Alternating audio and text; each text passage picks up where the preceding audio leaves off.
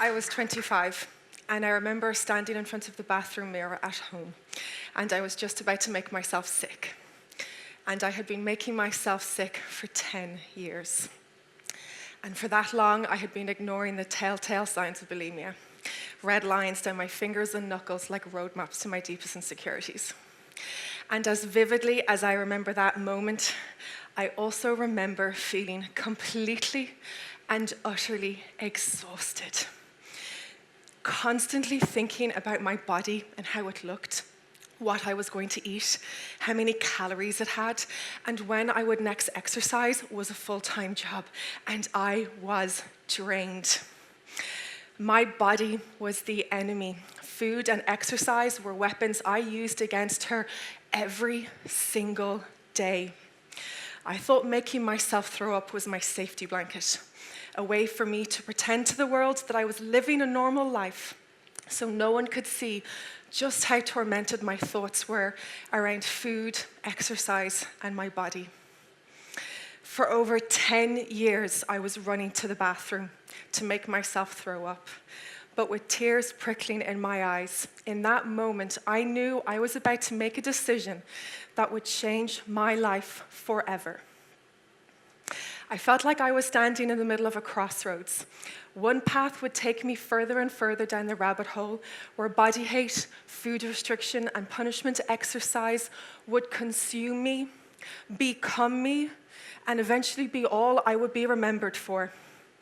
Or I could choose the other path, towards self-acceptance, love, kindness, and compassion, and do as my mom suggested all those years ago, and finally look at myself in the mirror and say, I love me too. Today, we are made to feel like loving our bodies is a rebellious act, that we are vain, arrogant, conceited, and full of ourselves if we have the audacity to feel comfortable in our skin. The media, beauty, and fashion industry have conditioned us to fear our bodies and to view them as flawed and as imperfect. Yet the truth behind self-acceptance would send these industries to their knees. Self-acceptance teaches us that there is no wrong way to have a body, that no body is broken, nor does it need to be fixed or tweaked, that our bodies are enough exactly as they are. Yet there are women in today's day and age who will go to extreme lengths to fix what they think is broken. But our bodies are not objects. The problem has never been our body. We are and always have been enough. The problem is how we think about our bodies.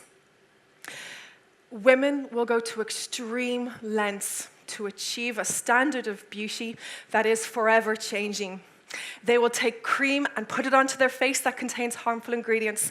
They'll take fat from their ass and inject it into their face.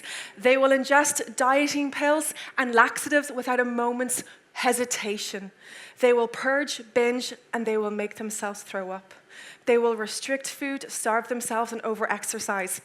And as a result, women are suffering from low self-esteem, low body confidence, low self-confidence, body dysmorphic disorder, eating disorders, disordered eating. The list goes on. For women who are living with the overwhelming anxiety brought about by body dysmorphic disorder, they will go to extreme lengths to fix what they think is broken. Whilst most women who go under the knife to pursue cosmetic surgery will do so after measured deliberation, the fact remains that up to 20% of those who do go under the knife may in fact be suffering from body dysmorphic disorder. Our current reality in Ireland is terrifying. Up to 200,000 people might be affected by an eating disorder. That represents 400 new cases every single year and an estimated 80 deaths annually. Out of those 200,000 people, up to 87% of them are women. Body image or self-image was identified as the #1 factor affecting the mental health of our Irish teens.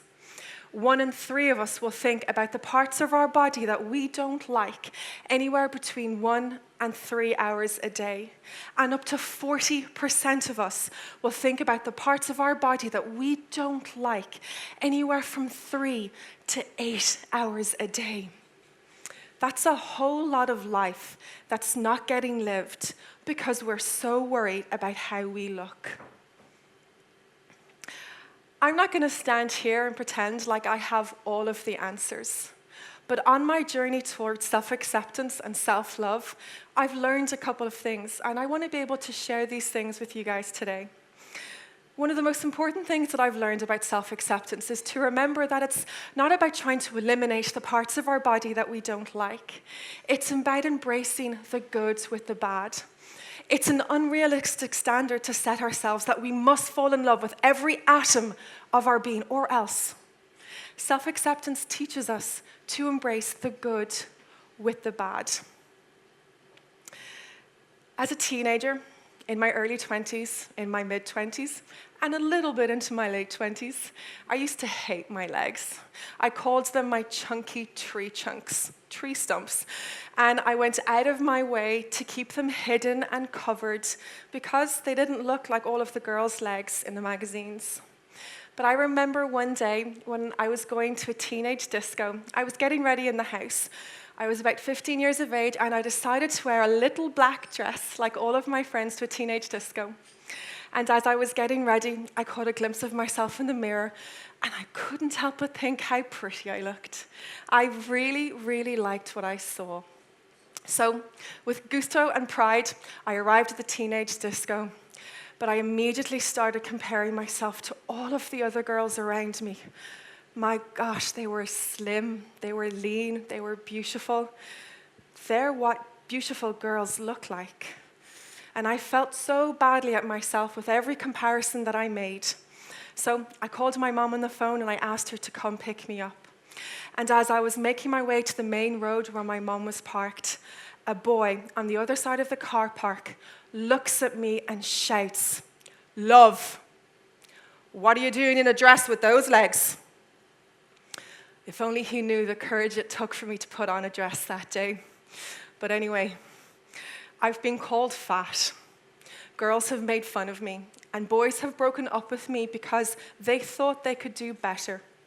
But nothing, and I mean nothing, has been more hurtful, painful, or degrading as the comments that I've used to describe myself, my body, my meat suit, my home, my friend.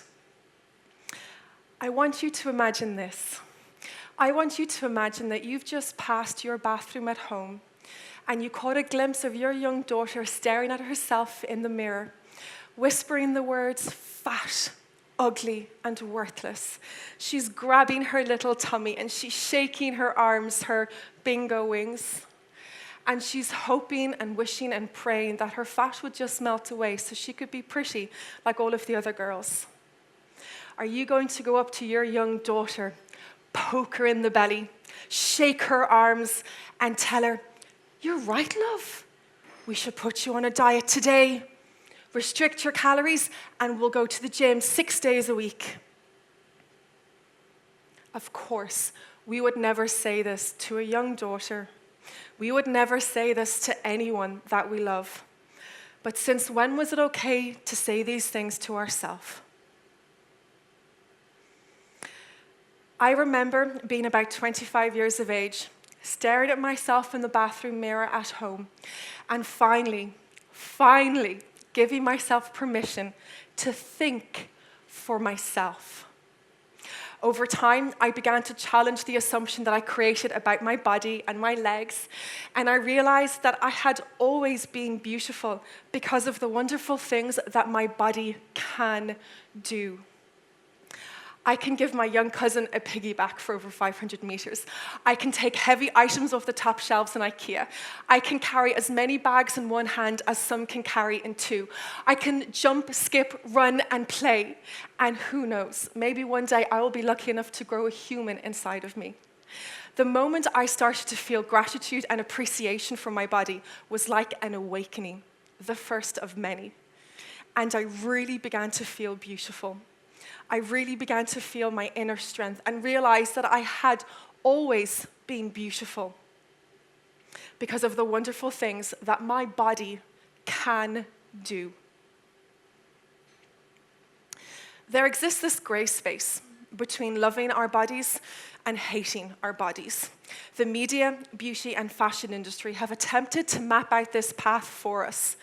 Come to my gym, buy my product, wear this dress, but only if you have this body type. I thought all I wanted was to love my body, and I felt that making myself throw up was the only solution. But what I see now was that I actually wanted to fall in love with my life.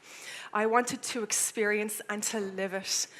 And the perfect body, it has nothing to do with the perfect life.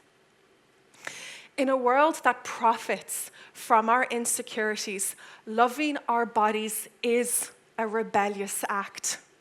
Ladies, let's be rebels. I chose to end the war. There was and there is more to my life than my body and how I look. I chose to love my body, my friend, with all of my energy and all of my time. I chose me, and you can too. Ladies, let's be rebels together. Thank you so much.